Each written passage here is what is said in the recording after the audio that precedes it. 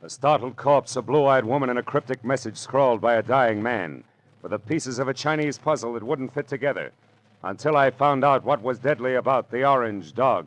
From the pen of Raymond Chandler, outstanding author of crime fiction, comes his most famous character as CBS presents The Adventures of Philip Marlowe.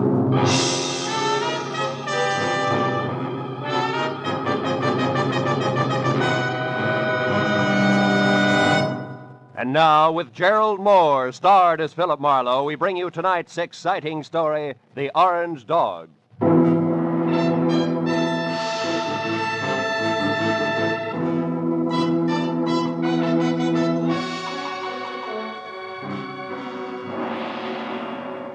By 6 in the evening of a very slow day, I'd resigned myself to the business of no business. So I took my feet down from my desk, switched off the lights, and started out the door for home with the prospect of a nice, quiet evening ahead of me. But I didn't make it, even as far as the door. Oh. Hello, Philip Marlowe. Marlowe, my name is Shelley Martin. I'm at 8412 Los Feliz, a private residence. I want you to come out here right away. My sister is in a jam, a nasty one. Well, Miss Martin, as a matter of fact, I was just closing up for the night, and I was... Look, I need the services of a private detective right now this minute, and I'm prepared to pay for them. There are plenty of others in town. Are you coming or not? Yeah, okay, and thanks for the reminder. That's me you hear sprinting up your front walk. That's much better. And Marlowe, bring your brains along. You're going to need them.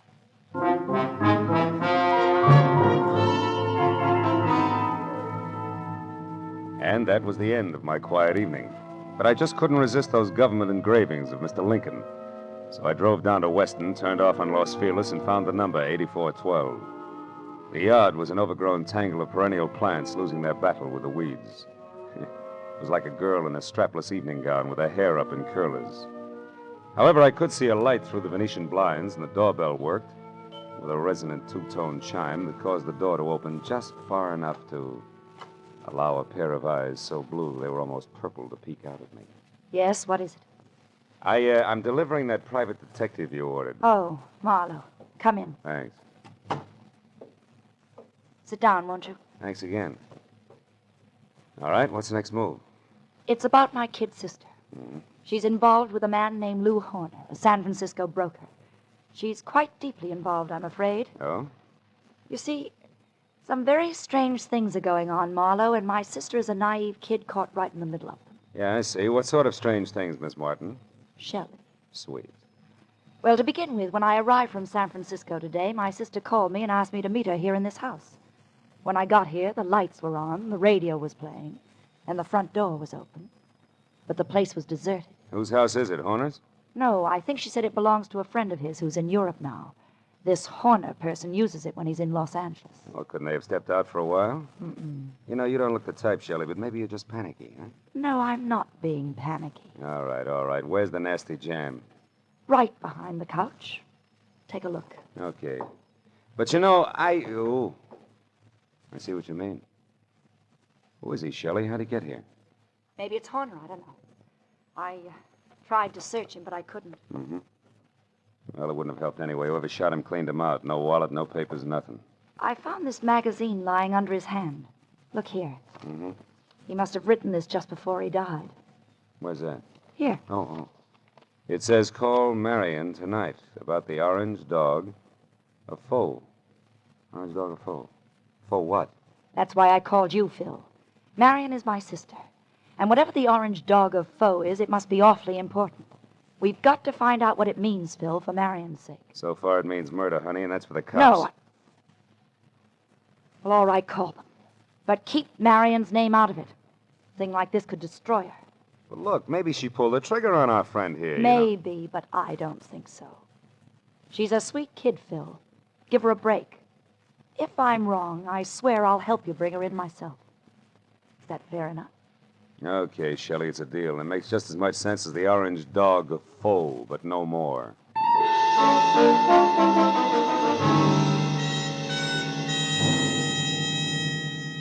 After I checked as far as I could on my client and sent her home, which was to the Villa 12 at the Wilshire Gardens Hotel, I ripped the General Squeegee tire ad with the message scribbled across it out of the magazine. folded it up and stuck it in my pocket. Next, I called Lieutenant Ibarra at Homicide and told him where I'd found a body, probably named Lou Horner, leaving out all the details about Shelley, Marion, and the orange dog. And then I started out the door, but ducked back as a shadow slid across the walk. I caught a glimpse of a large, ugly head of long, dirty hair set on a small, ugly body that was moving fast. By the time I got out on the walk, Longhair was already putting mileage on a green coupe with a broken tail light. It winked mockingly as it went out of sight. So I got in my car and headed for New Chinatown. It was the logical place to get some information regarding a Chinese dog.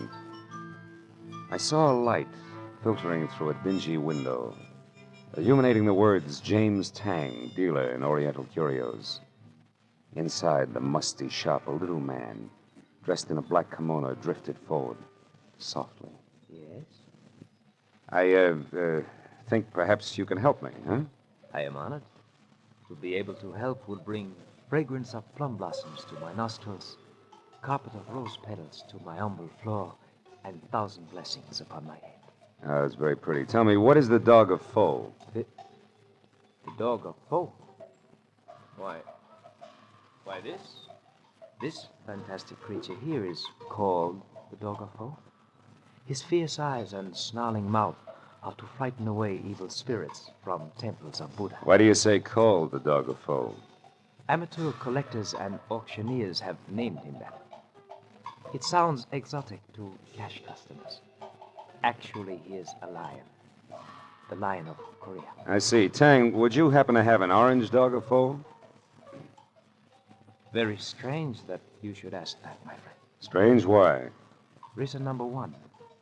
There is no authentic orange dog of foe. That's a good reason. Why not? Because to Buddhists, orange is color of sorrow. The piece you speak of could not possibly be authentic. What's reason number two? You are second person to inquire after this non-existent orange dog of foe within the last few minutes. Was it an ugly little man with long hair? Quite contrary. It was a very pretty girl with short hair. Was her name Marion? She made point of not leaving her name. Now that proves something. However, my friend, old Chinese proverb, loosely translated, says a little knowledge is the instrument of a fool.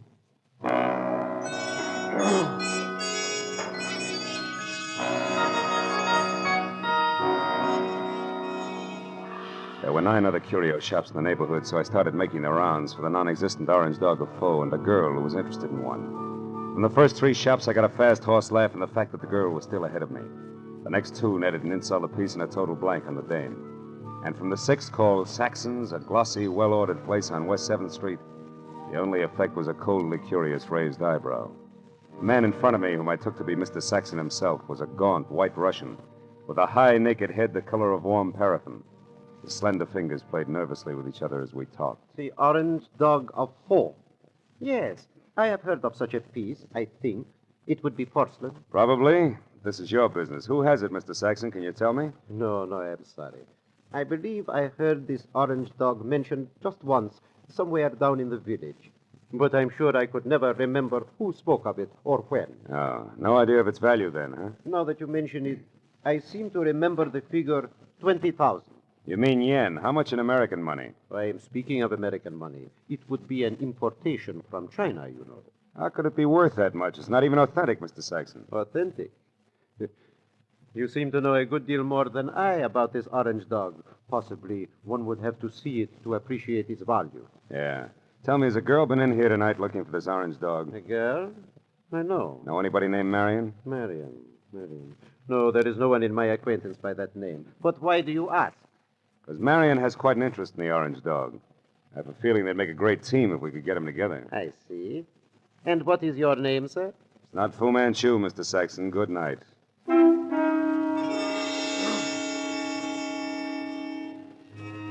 Saxon's expression didn't change. I turned and walked out of the place, and then because, with both of us using double talk, the conversation was bound to deteriorate. At least I had found out that the orange dog of foe existed and was going for a very high figure, especially for a phony. And it didn't take an abacus to figure out that Saxon knew more than he told me. Well, I started up the sidewalk to the next bric-a-brac emporium when I saw something parked on the side street, which brought me to a halt. It was that green coupe with the broken tail light.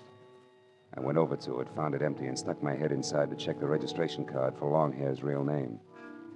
Yeah, it was a very foolish move because Longhair at that very moment prodded my kidney with the muzzle of a .38. And neither he nor the gun had a sense of humor. All right, Mr. Wise Guy, come on, walk. You and me are going up the alley here. What's the matter? Don't you feel at home in the light? Shut up. I don't like you much anyway, so you better ease off with the smart sayings. Okay, this was far enough. Well, Mr. Wise Guy, did you find what you're looking for? You mean the orange dog, Shorty? The answer's no. The orange dog. So that's where the plates are. What plates? You're working for Horner. You don't know what plates. Look, chum, when you get your next haircut, have your brains dusted off. Nobody works for Horner anymore. Horner's dead. Dead? Since when? What's the surprise act for? You saw the body. You were sneaking around that house on Los Feliz. In fact, you might have killed Horner yourself. That body wasn't Horner. Why, Horner is 3 times the size of that guy in Los Feliz. He's bald. Also, he's so dumb he can't remember his own phone number. Oh, hold it. I'm looking for Olvera Street where they sell those enchiladas. I'm sorry, gentlemen. I don't want to intrude. Hey, quiet. I'll blow your brains out. All right, now, come on, Mr. Wise Guy. Tell me what Horner's got on his mind. You know all right. I saw you taking orders from his girl. You mean Shelley Martin? Who else? Thought maybe you meant Marion. Marion. Who's Marion? Shelley Martin's sister. And don't let it worry you. Marion's got the orange dog eating out of her hand. I don't say. It ain't funny, mister. It's just peculiar. Because Shelley Martin don't have a sister, I know. So it seems like you're a very mixed-up character. In fact, Mr. Wise Guy, you're so mixed up, you're no good to me at all. So get over there with the rest of that.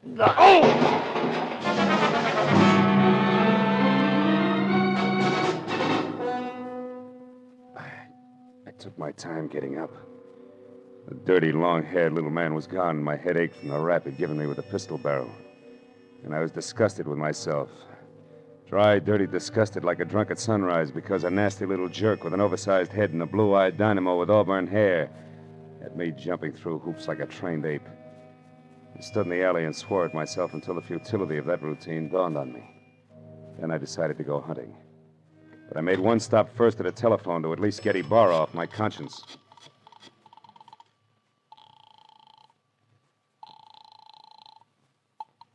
Lieutenant Ibarra. Marlowe, Lieutenant. I just found out that body on Los Feliz isn't Horner. I knew that an hour ago. Huh? The body isn't Horner's, and Horner is no broke. He's a counterfeiter, a big one. Oh.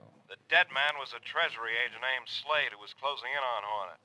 So if you've got anything you haven't told, Phil, you better get it off your chest. At this point, it's a pleasure. A girl named Shelley Martin's calling the signals about now, and she can be found at Villa 12, Wilshire Gardens Hotel. You hurry, you'll just about meet me there, Ibarra. Now, wait. Suppose you go alone and find out what you can first. That's a switch. I'll follow in half an hour. Let's not freeze her up, Marlowe. Let's keep her talking, okay? Okay, Ibarra, that's easy for her. She's got a forked tongue. Only this time it's going to wag strictly on the straight and narrow, I guarantee it.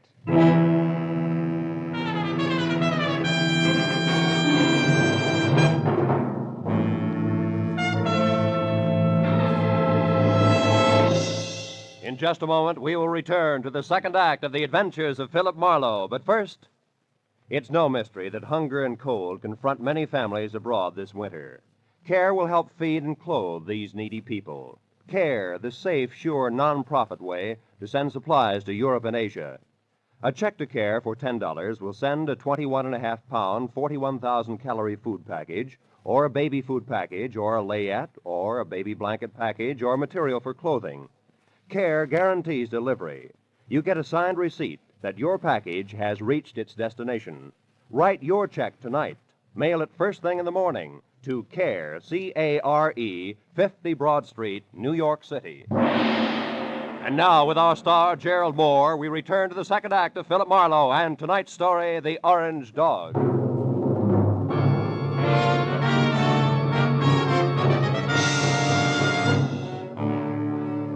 When I pointed my car toward the Wilshire Gardens and a beautiful liar named Shelley Martin, I was sure of two things. The plates that Longhair had wisecracked about just before he piled me into a row of garbage cans were the engraved kind that counterfeiters use to make money the easy way. And second, both Longhair and Lou Horner were racing for the plates as well as the orange dog, which could be one and the same thing. But 20 minutes later, as I pulled up near Villa 12, which was strips of yellow light, and raised voices drifting out of half-open Venetian blinds. I forgot about the gentleman involved and concentrated on a lady who didn't have a sister called Marion. I went around to the back of the villa where I found the service door unlocked and the kitchen beyond dark.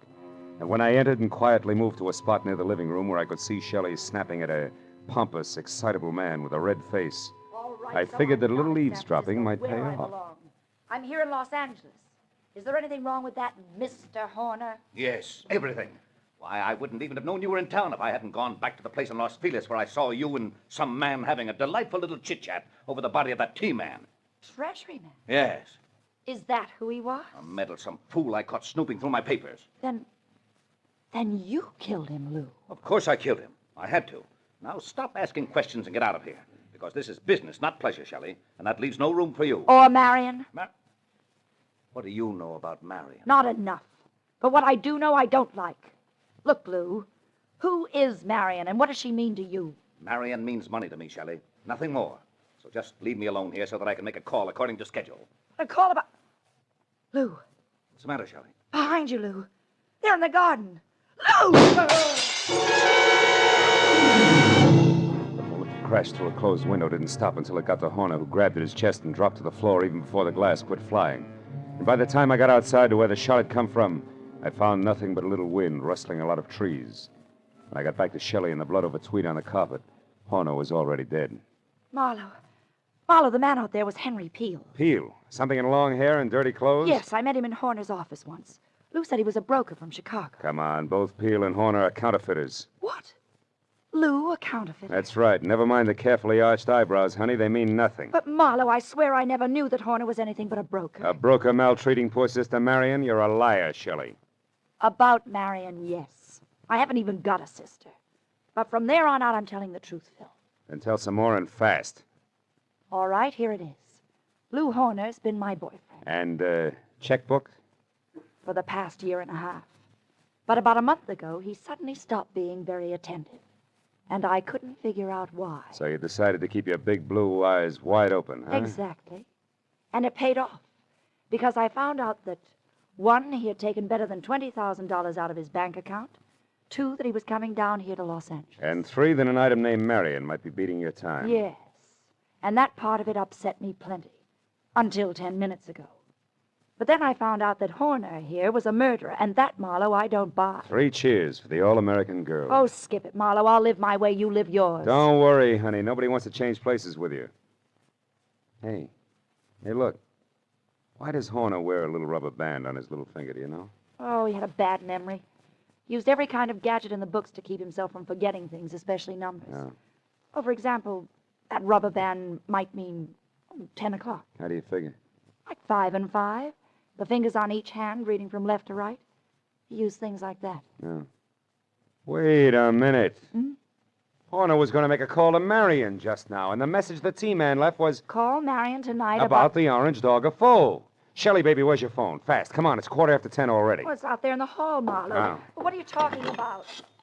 A line, honey, a line on your ex-sister, Marion.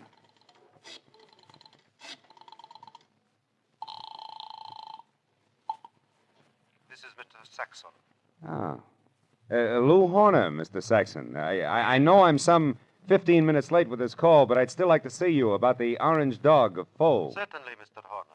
The orange dog is here, waiting for you. Good. I'll be right over. Marlowe, who is Mr. Saxon? A man very close to a lot of trouble, Shelley. Now, look, you wait right here for the law, and in particular, one Lieutenant Ibarra. Tell him nothing but the truth about Horner and what he meant to you in dollars and cents, and you may be all right. But where are you going, Marlowe? To a curio shop on West 7th Street to see, among other things, the orange dog of foe.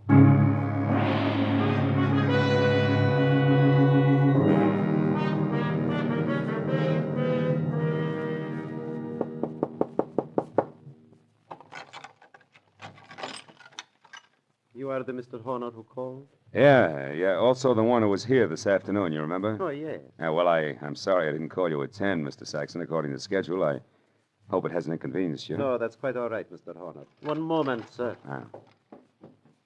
What's the matter? Is anything wrong tonight? Seem on edge, Mr. Saxon. I am. So please, Mr. Horner, don't make a single stupid move. What? Wait a minute. Why the gun, Mr. Saxon? I promised not to bite the orange dog. You won't even touch the orange dog. Now, who are you? Oh, we've been all through that. I'm Horner, Saxon. Lou Horner of San Francisco. No, you're not. Horner would have had no reason to wander around curio shops as you did this afternoon, asking any and everybody about the orange dog. Now, once more, who are you, and where is the real Lou Horner? All right, we'll take them in that order. I'm a private detective named Philip Marlowe, and Lou Horner's a corpse. But also, I'm a good friend of yours, Saxon, because I'm going to give you a little bit of advice for free. Call it quits, Buster. You're licked.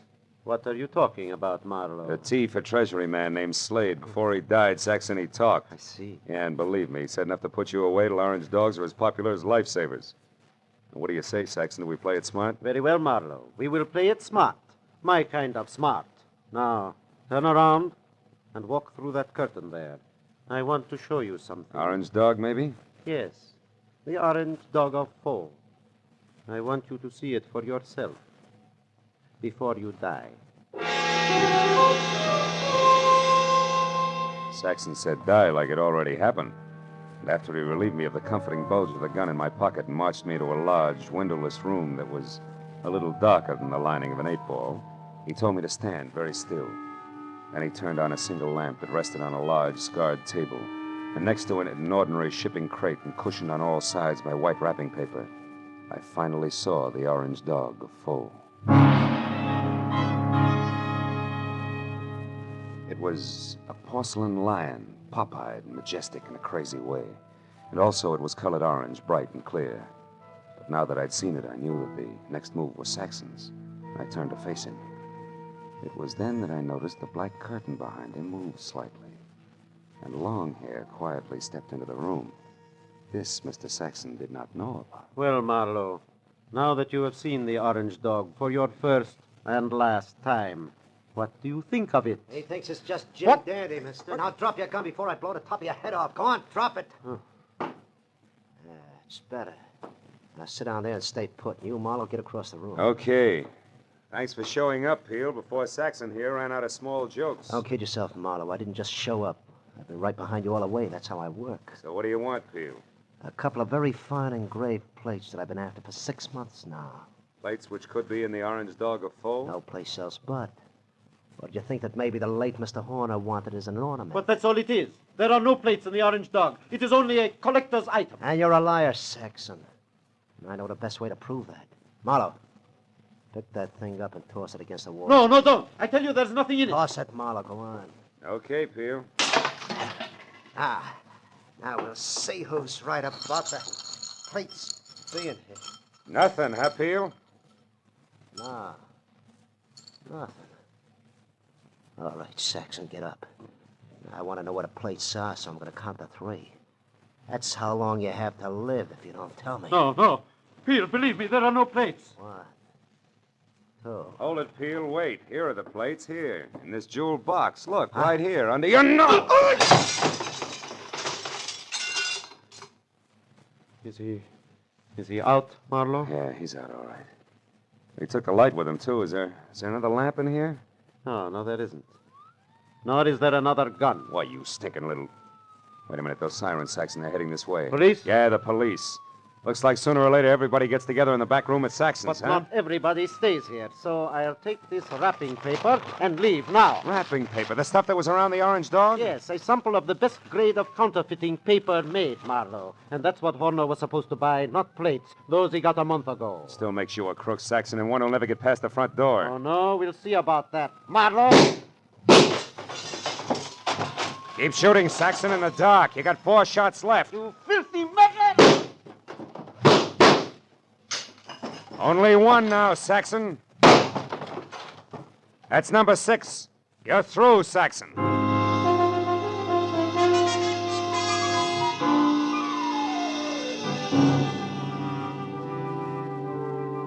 By the time Ibarra and his boys, plus a half a dozen very anxious team men, got into the room, Saxon was already coming apart at the seams. After a half hour of steady questioning, he split wide open and led us all to a basement hideout where the team men went wild over a few thousand sheets of A1 counterfeiting paper. But an hour later, after Peel, who admitted murdering Lou Horner, and Saxon, who was ready for the nearest straitjacket, were both in the lockup, there was still the problem of the glib lass from San Francisco. Finally, when Shelley, Lieutenant Ibarra, and I stood under the green light of the globe in front of police headquarters, I knew that the girl who technically was only guilty of withholding information from the police was not going to spend any time in the pokey. Because, after all, I was more or less guilty of the same thing. Besides, Lieutenant Ibarra was still interested in the others. Well, Marlowe, it looks like the whole business actually boils down to a single transaction between Clay Saxon, who had the counterfeiting paper, and Lou Horner, who was supposed to buy it. That's right, Ibarra. But Horner, who must have made his contact with Saxon via some middleman in San Francisco, only had a telephone number and the password, the Orange Dog of Foe, to work on here in L.A. But how do you get hold of that number, Phil? From the message the T-Man left before he died. You mean you actually called someone named Marion? No, honey, I just dialed Marion. M.A. Madison. R-I-O-N. 7466. Madison 7466. You get it? Yeah. Another one of Horner's screwy memory tricks, like the rubber band on his 10th finger. Hey, that's pretty good, Phil. Ah, it's an old gimmick, really. I read it in a dozen detective stories. What do you know? Maybe I ought to read some of those. Well, good night, Philip. Look for you tomorrow. Good night, Lieutenant. Well, Shelley, do I show you the way home? No, Marla. Aren't you hungry or thirsty or something? Yeah, I guess I am at that. Well, I know just the place for us, darling. Oh? It's a cute little place right smack in the middle of Chinatown.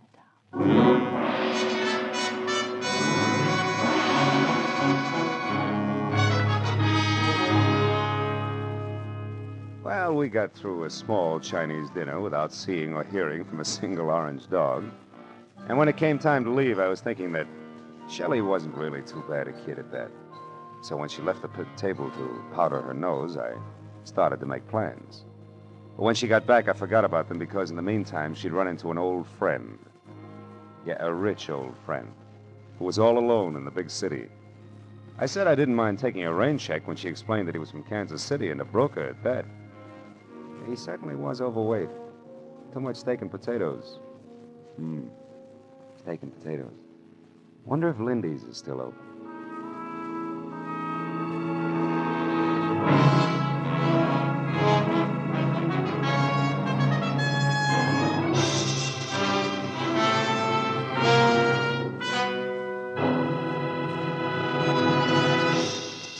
The Adventures of Philip Marlowe, created by Raymond Chandler, stars Gerald Moore, and is produced and directed by Norman MacDonald. Script is by Mel Dinelli, Robert Mitchell, and Gene Levitt. Featured in the cast were Francis Robinson, Edgar Barrier, Tony Barrett, Lou Krugman, and Ed Begley. Lieutenant Detective Ibarra is played by Jeff Corey. The special music was by Richard Orant.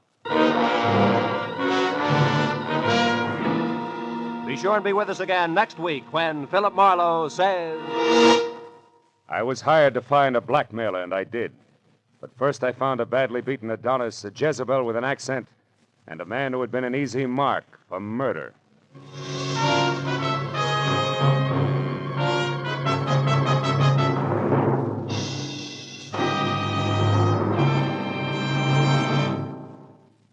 "90 minutes of unsurpassed comedy comes to you every Sunday night when CBS brings you The Spike Jones Show, The Jack Benny Show, and Amos and Andy in succession. Tomorrow night, pianist Alec Templeton and songstress Peggy Mann are Spike Jones' special guests. Jack Benny and his gang and Amos and Andy, following in succession, will bring you more of the laughs that make them first for Sunday night fun. Spike Jones and Amos and Andy come to you over most of these same CBS network stations, and Jack Benny comes to you over them all. Now, stay tuned for Gangbusters, which follows immediately over most of these stations.